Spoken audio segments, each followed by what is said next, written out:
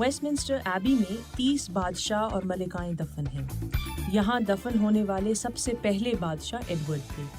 ملکہ Elizabeth اول، میری queen of اسکاٹس اور 11 کوئین کانسورٹس یعنی حکمران بادشاہ کی اہلیہ بھی یہاں دفن ہیں۔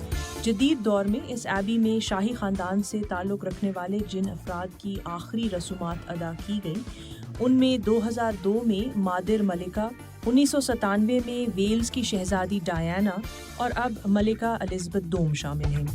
تاہم یہ صرف شاہی حکمرانوں کا ہی مدفن نہیں۔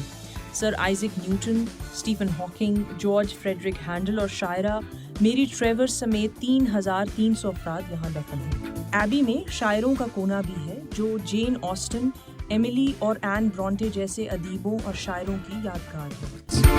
Subscribe to our YouTube channel. Zigzag News explores literature.